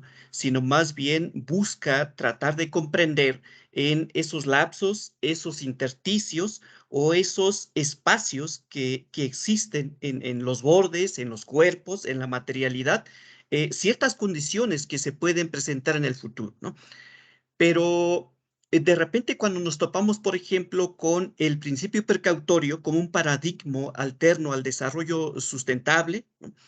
Cuando vemos toda esta serie de referencias de las ciencias de la prospección que en términos generales buscan predecir esos diferentes escenarios bajo parámetros, bajo ciertos elementos cuánticos.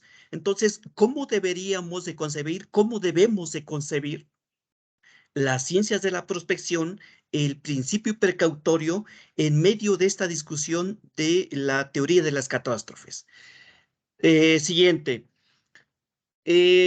Estos planteamientos que hacen organizaciones u organismos internacionales, específicamente Naciones Unidas, por ejemplo, en los planteamientos de las pretensiones y cumplimientos de metas en el mediano y en el corto plazo, nos referimos en su momento los Objetivos del Desarrollo del Milenio y ahora los ODS, pues de alguna manera actúan bajo ese principio de que todo se mantiene constante. Entonces, si nada cambia, pues para el 2030 tendremos que cumplir este tipo de objetivos, ¿no? Sin embargo, sabemos que en el contexto que nos ha referido, esos diferentes pliegues, estas modificaciones o estos sistemas que se alejan del equilibrio, pues son los que van repercutiendo y lamentablemente en la percepción diría entonces que estamos en una situación no de catástrofes, sino de debacles de los objetivos del desarrollo sostenible. Si esto es así, ¿cuál tendría que ser el reto, ¿no?, de las instituciones de educación superior como la nuestra, en donde en otros espacios, en otras latitudes, en otras universidades, en otras instituciones, siguen aferrados a esa occidentalización del manejo de la información y entonces seguimos en esta tónica de la sostenibilidad o el desarrollo sostenible, ¿no? Gracias, doctor. A ti, David, un abrazo grande. Mira, sí, el primero, em, lo que hacemos, lo que hace el vecino de la esquina es tratar de entender las cosas. No, no quiere predecir, lo que pasa es que los científicos son muy petulantes, ¿cierto? Porque quieren predecir las cosas de esta manera o aquella. La predictibilidad es el cumis de la leche, es el queso de la leche, es decir, es el producto derivado, ¿cierto? Y es, si yo, lo que yo busco es comprender, y ocasionalmente, si logro una buena comprensión, puedo anticipar el futuro o puedo proyectar el presente. Pero hoy por primera vez, ¿cierto? No le apuntamos a la predicción. Otra vez, es una manera de decirlo, la predictibilidad es el queso de la leche. ¿Cierto? Ya puede ser leche de cabra o leche de vaca, lo que tú quieras, ¿cierto? Y entonces es el producto derivado de qué? De lo que de base es el esfuerzo de comprensión, de explicación de las cosas. Primera pregunta. Segunda pregunta. Eh, lo digo con mucho afecto, lo digo con mucho respeto, porque además se está grabando, ¿cierto? No tienes que estar de acuerdo conmigo. Lo que me parece perverso de cosas como los ODS y demás es que dejan intacta la función de producción y no tocan para nada lo que en economía se llama la función de producción. Si yo fuera economista, te podría hablar de la formulación Cobb-Douglas de la función de producción, etc. Es decir, la relación entre hombre y naturaleza, los temas de, ¿cómo se llama?, hiperconsumo, etc. Entonces, es hermoso en tu segunda pregunta, justamente eso, pensar alternativas al desarrollo.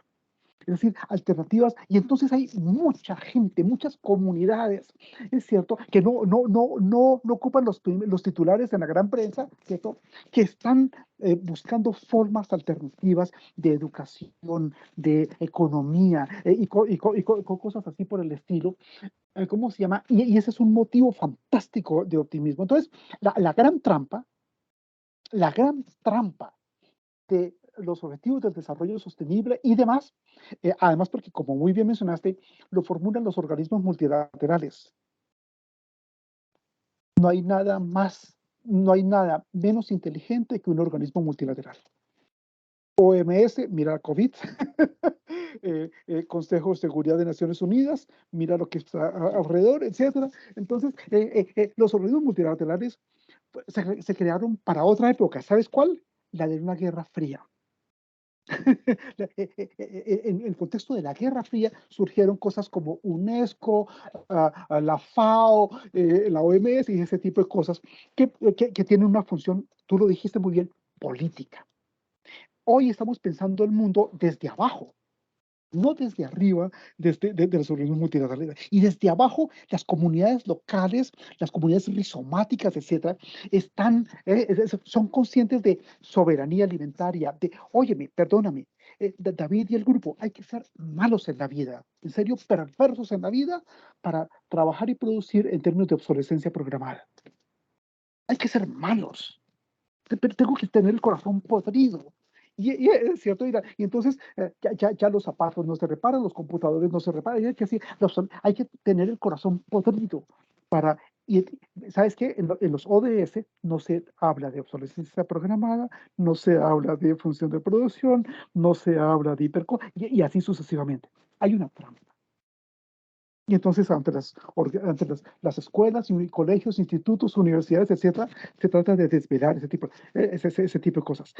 Para decirlo rápidamente, porque hay otras preguntas y comentarios, sospecha siempre de los discursos que son lugares comunes. Y la mejor expresión de esos lugares comunes son organismos multilaterales. En fin, gracias. Gracias, doctor. Qué amable, muchas gracias. Gracias, doctor David. Continuamos con Daisy. Adelante, Daisy. Sí, gracias, doctor Rafael. ¿Qué tal, doctor Maldonado? Un gusto también, pues, poder aquí compartir. Estaba tratando de abrir mi cámara, pero ya, me parece que ahí está.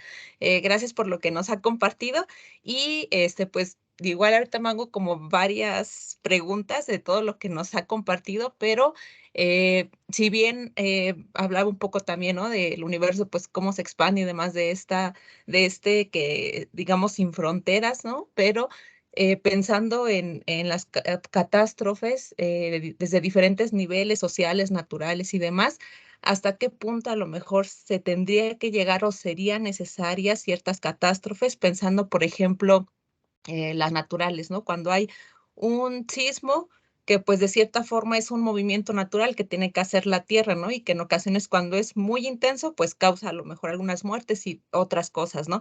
En el caso de algunas catástrofes sociales, no sé, por ejemplo, el narcotráfico, ¿no? Que también trae una serie de cosas, muertes y demás. Entonces uno piensa hasta dónde, hasta qué punto este tipo de catástrofes tendrían que llegar para entonces poder pues reaccionar, ¿no? A lo mejor o trabajar sobre esta parte creativa para ver entonces qué otras cosas pueden salir para nosotros pues poder aprovechar algo de esta catástrofe, ¿no? Y otra cosa que también me preguntaba es, si bien se menciona esta parte de la creatividad que trae consigo las catástrofes, que como mencionaba el doctor Rafael, pues muchas veces se piensa como algo negativo, ¿no? Como algo que incluso, pues ya algunas personas lo ven como algo que ya no se va a poder cambiar y demás, ¿no? Pero cómo no pasar de largo nosotros como sujetos sociales esta parte importante de la creatividad y entonces hacerle frente, ¿no? Aprovechar más bien esa creatividad que traen las catástrofes. Ahí pues queda igual muy abierto, ¿no? Desde dónde se puede trabajar esta creatividad, cómo se puede hacer, pero cómo entonces podemos trabajar esta parte creativa, aprovechar esta parte creativa de las catástrofes. Esas serían mis preguntas, doctor. Muchas gracias. A ti, Daisy, muchas gracias. Y empato con una observación, una pregunta de Silvia. Em, em, siempre, y eso está profusamente ilustrado, tú lo conoces mejor que yo, siempre que hay un cambio social, hay un cambio ambiental. No hay una cosa separada de la otra. Y entonces, ¿cómo se llama? Estamos asistiendo a un magnífico colapso de Occidente, que es el resultado de una profunda crisis ambiental que tú y yo conocemos, las islas de plástico, lo que tú quieras, en fin, ¿es cierto? Esto está estudiado desde el momento en el que tú y yo dejamos de ser neandertales, de cuando surge, ¿cómo se llama?, la modernidad, etc. Entonces, ¿cómo se llama? Está sucediendo lo que está pasando porque y no son dos cosas distintas. Y entonces, ¿cómo podemos ser creativos? Es maravilloso, ¿cierto? Uno, conociendo eso, y dos, justamente incorporando y aplicando eso, lo que grosso modo, y en eso coincidimos todos, llamamos alternativas al desarrollo. Te voy a poner un ejemplo puntual de alternativas al desarrollo. Eso se dice fácilmente, pero es muy difícil hacerlo. El mejor control que tiene, que tiene el sistema sobre ti y sobre mí no es la policía ni los mecanismos de seguridad y los organismos, etc. Es la banca. El sistema bancario sabe con tu tarjeta de crédito o de débito dónde estás, con quién estás, cuáles son tus costumbres. Entonces, parte de las alternativas al desarrollo es tomar distancia del sistema de bancarización. Es maravilloso. Y entonces, si yo logro recordar, ¿cierto? Es como si te dijera, procura alejarte del sistema bancario. Y eso tiene que ver con alternativas al desarrollo y ausencia de mecanismos de control y manipulación. ¿Entiendes lo que quiero decir? Después, otra cosa ya sería la casuística, ¿cierto? Otra cosa ya sería, bueno, y entonces el día a día de alejarme del sistema. ¿Por qué? Porque, mira, a Fernando y a mí nos consignan en el banco. Y así es cierto. ¿Qué le hago? Pero bueno, es un tema de inteligencia de la vida frente a los mecanismos de control, de manipulación, etcétera, que nos están chingando a ti y a mí, ¿cierto? En las alternativas implica también cosas como esas. No, sí, claro, soberanía alimentaria, sí, formas saludables de vida, etcétera, pero también cosas como estas, porque no está una cosa separada de la otra. Es verdaderamente importante. Y ya hay grupos, y ya hay comunidades que lo saben y estamos tomando distancia de la cosa. Gracias, doctor. Muchas gracias, Daisy. Continuamos con Carlos. Adelante, Carlos.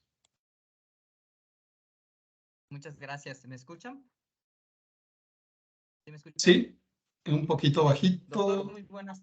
Pero, gracias, creo que es el internet. Gracias. Doctor, pues un gusto, un placer conocerlo en esta charla. Soy alumno del segundo ciclo del CEDES y me quedo con unas reflexiones cuando hablaba de catástrofes, ¿no? En el caso, soy del sureste de México, de una isla llamada Cozumel, y por lo regular cuando llegan los huracanes decimos que ha llegado una catástrofe, ¿no? Pero esta catástrofe es generadora de vida. Vuelve a reiniciar el sistema acuífero de la isla, vuelve a generar los mangles, la vida marina, se vuelve a dar todo, ¿no? Desde esa perspectiva, mi tesis se sitúa o se va a situar en Cozumel, en los desarrollos turísticos. Y hablaba usted acerca de modelos, ¿no? Los modelos, la implementación de los modelos. Hasta este momento, pues vengo de la visión positivista de ver el modelo como una abstracción, como una representación abstracta de una realidad. Pero sin embargo, ¿cómo hacer o cómo tratar de visualizar o de ver esos límites que usted comentaba al inicio de la clase, de la charla, donde se generan la vida, ¿no? Esos pequeños momentos de vida para que pueda surgir esta propuesta de desarrollo turístico sustentable, donde se dé la vida como tal, ¿no? Porque yo ahora asocio la sustentabilidad con vida. Entonces yo creo que, y muchas gracias por hacerme pensar y reflexionar y hacernos sacar de esta cuestión en la cual hemos estado muchos años desde mi perspectiva como desde la ciencia económica, ¿no? Y hoy puedo decir, y hace un momento mencionaba algo, hoy venía y veía una plantita que salía de medio de la carretera y decía, ¿cómo surge allá? Y yo siembro mis semillas y no se da en mi maceta allá en Cozumel, pero allí sí surge, ¿no? Entonces, esos son los límites. Entonces, ¿cómo tratar de abordar la parte turística, los desarrollos turísticos, desde usted lo mencionaba, desde estas estructuras morfológicas del inicio? Muchas gracias, doctor. A ti, Carlos, te agradezco mucho. Sí, una manera quizás adecuada de decir esto es tratar de identificar claramente en dónde operan medias, medianas, promedios, ley de grandes números, matrices, etcétera, y entonces alejarnos de eso. Y ver los extremos de la campana de Gauss, los eventos raros. Entonces, digamos, los sistemas complejos son eventos, eso no es una metáfora, eso es un concepto, ¿cierto? Los sistemas complejos son eventos raros, ¿cierto? Es mucho mejor evento raro que resiliencia, ya que de pasada lo traes. ¿Cómo se llama? Y entonces lo que hacemos con complejidad es literalmente identificar eso, las medias, medianas, promedios, ese tipo de cosas. ¿Sabes por qué? Porque hay mucha gente que trabaja ahí, incluido prospectiva, a propósito de la pregunta de David y Micmac y ese tipo de cosas, ¿cierto? Y entonces, ¿cómo se llama? Podemos concentrarnos en donde la ciencia normal no trabaja. Y entonces es muy hermoso, te agradezco, yo en esas charlas aprendo muchísimo, te agradezco cuando tú nos dices, bueno, y entonces viene, ¿cómo se llama? Los maremotos y los tifones, bueno, no lo dijiste así, y es un proceso de renovación, de recuperación, el huracán, ¿cómo no? ¿Cómo no? Un tifón es un huracán, solamente que en Oriente lo llaman tifón, bueno, ya sabes. ¿Cómo se llama? Y es una ocasión de oxigenación. Entonces, me sirve mucho, Carlos y todo el grupo, para decir que la naturaleza no es violenta. La violencia es perversa porque es específicamente humana, ¿cierto? Y ¿sabes por qué es perversa? Porque la violencia me hace culturalmente mejor, pero no biológicamente mejor. ¿Cierto? ¿Sí vio? No, yo no me dejé. Y yo le mostré quién es el que manda aquí. Y bobadas como esas. ¿Cierto? La naturaleza no sabe de violencia. Ni cuando el tigre se come al venado, ni cuando sucede el terremoto, ni cuando sucede el huracán, etc. Y yo debo poder, los pueblos aborígenes, las comunidades raizales, las comunidades indígenas, y ya también los académicos están aprendiendo, están compartiendo el hecho de que son motivos justamente de eso, de oxigenación, de recuperación, etcétera, frente eso al consumo, al crecimiento económico, a la productividad. Entonces, finalmente, una mentalidad extractivista, ¿cierto? Y aprovecho eso que estoy diciendo a propósito ¿cómo se llama? La pregunta de Daisy. Tratar de utilizar inteligentemente las redes sociales. Las redes sociales son extractivismo, literalmente, perfecto, eso no es nuevo para ti o para mí, son extractivistas ¿de qué? De la información. Y entonces hay gente que incluso pone el plato de la comida y el novio del turno o la novia del turno y cosas qué sé yo. Y el extractivismo de la minería a cielo abierto o cosas como esas no es distinto de lo que sucede. Y entonces, bancarización, redes, es saberlo usar. A favor, digamos, a favor tuyo y mío, ¿cierto? Entonces, es básicamente Tai Chi, ¿cómo se llama? Haikido, karate, etc. Yo no peleo con el otro, yo uso la fuerza del otro en contra suya y yo no me despeino. Ok, doctor. Muchas gracias. Muchas gracias. A ti te agradezco. Muchas gracias, Carlos. Y bueno, pues yo creo que también para pues, cerrar con estas participaciones, cedo la palabra al doctor Javier. Hola, Javier. Sí, gracias. Buenas tardes, doctor. Ya puedo. Hace rato estaba batallando con la cámara. Me surgen muchas preguntas como siempre y eso se agradece porque nos saca de nuestra zona de confort y siempre nos quedan más pendientes intelectuales por atender y siempre es una delicia escucharlo. Mis preguntas van en dos sentidos. Uno, más bien quisiera que fueran tres. Sobre el pliegue catastrófico, ¿cómo lo podríamos de alguna manera identificar para podernos adentrar? Porque pareciera a veces que en los temas de coyuntura nos podríamos estar perdiendo. Y por otro lado, quisiera un poco saber su opinión acerca del individuo humano, en el sentido de que en la sociedad en la que estamos, un poco ya lo han descrito previamente, eh, eh, vamos a utilizar el término que ahora hay una inflación de precios de las mercancías, pero esa inflación la quiero llevar de un ego de cada ser humano, donde todo es inmediatez, todo es consumismo, y me surge esa gran duda. Entonces, ¿cómo podemos tomar conciencia hacia la microevolución o la microevolución, dado que son periodos demasiado largos que trascienden a la vida humana, pero la sociedad actual occidentalizada nos deja en lo inmediato y perdemos toda esa visión, ¿no? Quisiera saber sus comentarios. Gracias. Javier recibe un abrazo.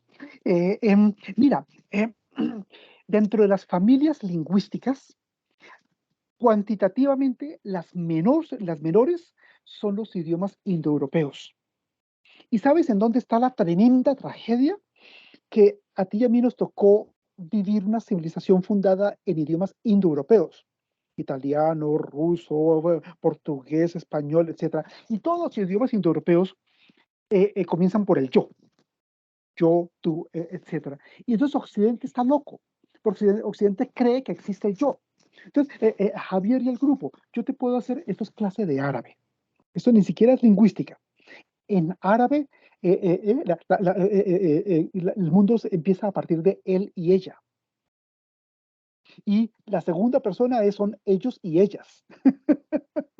en quechua o en aymara, parte del tú. Pero entonces, esos no son idiomas indoeuropeos. Entonces, basta una mirada desprevenida a las familias lingüísticas para reconocer que hay muchas otras familias lingüísticas, ¿cierto?, que no creen en el yo y no parten del yo.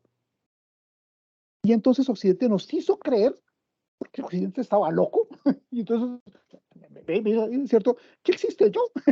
Sí, el pequeño yo que llevo, lo que estás mencionando muy bien, ¿cierto? Y eso, sociológica, lingüística, antropológica, históricamente, no es cierto.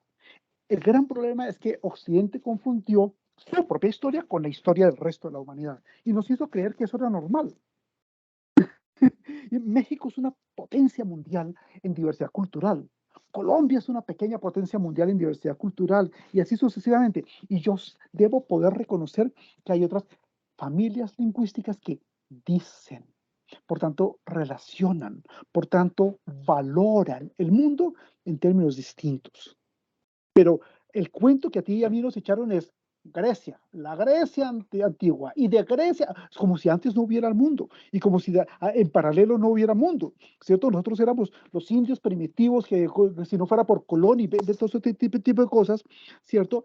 Y entonces el cuento que nos echaron, perfecta, y entonces, mira, esto es como Pavlov, ¿cómo se llama? Reflejos condicionados, y dele, y martille los reflejos condicionados, como los perros de Pavlov, ¿cierto? El yo, y entonces, y el medioevo, y el catolicismo, y los cristianos, y los musulmanes, y los judíos, etcétera, y dale, etcétera. Y yo terminé creyendo que sí existía el yo, y que el yo era natural.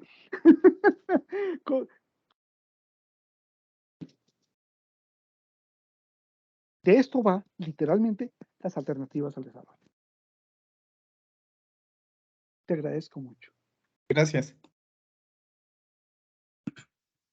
Bueno, pues muchas gracias a todos por su asistencia, por su participación. Doctor, incluso terminar esta parte también con esta, no sé si hablamos de este lenguaje y esta forma de pensar, como en África, Sudáfrica se plantea el Ubuntu en términos de yo soy, porque somos, ¿no? Y creo que hay una relación muy diferente en el pensamiento y en la perspectiva, porque normalmente, que es lo que comentábamos incluso con colegas hace unos días de la Universidad de Manizales, aquí, que estuvieron aquí en sedes, planteábamos eso, ¿no? Como incluso hemos adoptado desde nuestra propia perspectiva, incluso epistemológica, estos planteamientos de Occidente y hemos olvidado, ¿no?, aquellos planteamientos, ahora que hacía alusión al sur global, ¿no? Hablábamos de Oriente, de África, de América, en fin, todo esto. Y creo que esto, más allá, yo les recomendaría a muchos de o a todos los que están aquí, esta lectura que usted nos ha compartido en algún momento sobre cómo pensar como la naturaleza y no como las instituciones. Y creo que abriría mucho el espectro creativo a pensar en catástrofes como esta perspectiva maravillosa y no como debacle.